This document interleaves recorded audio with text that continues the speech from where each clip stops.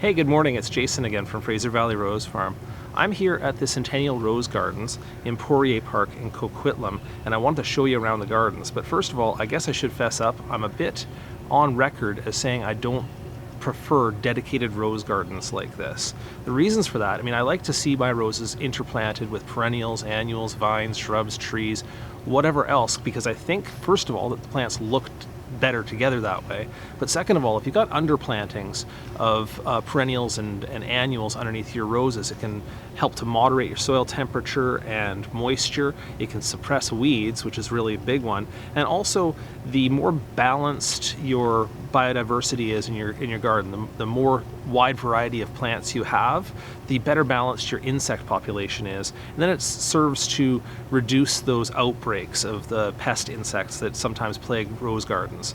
That all said, when you come to a garden like this, when it's in full bloom or nearly full bloom like this, it is impressive, and you can see the reason for the mass plantings that they do here. So let me grab the camera here and I'll show you around.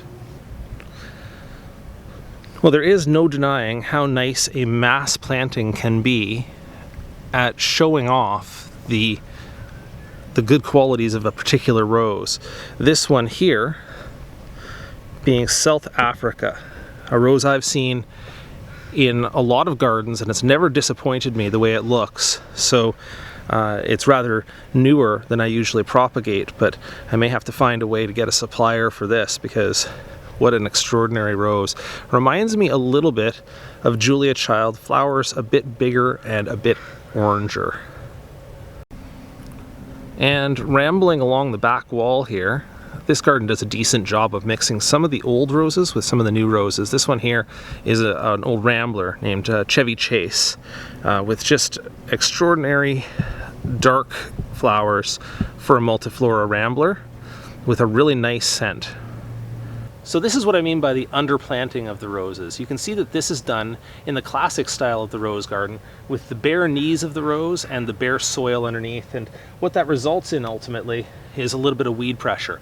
Now, don't get me wrong, you're going to have weed pressure in your garden no matter what. We have rich soil and decent irrigation, you're going to have weeds. But if you have some of those ground covers underneath, and some I can name off the top of my head, things like lamium, bellflower, geranium, something low growing that isn't going to climb right up into the rose and congest the air circulation, then that's going to make your job keeping your roses weed free a little bit easier, also adding biodiversity to the garden.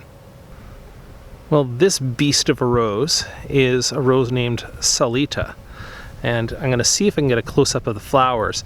Super saturated orange and excellent bloom form for such a large flowered climber.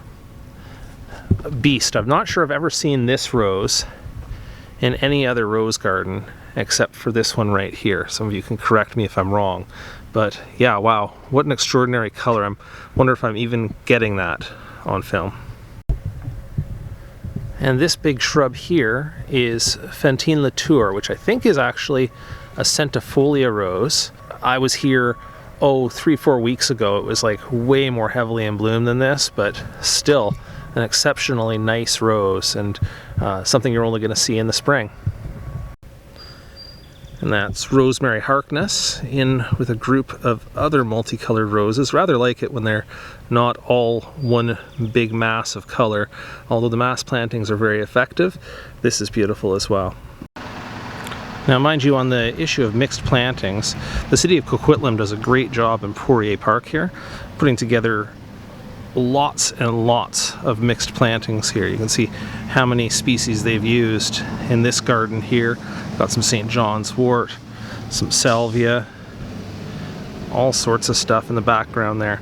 So to that degree, the rose garden, which is only a few feet away, is like a little island of monoculture in a sea of diversity. So hopefully they benefit from that.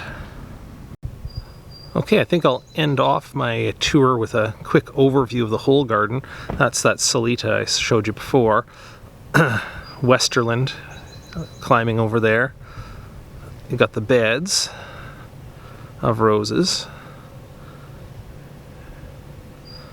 And wow, I'll have to figure out which one that is. Beautiful garden. It's maintained by the Fraser Pacific Rose Society. I'll be at their rose show today selling some roses.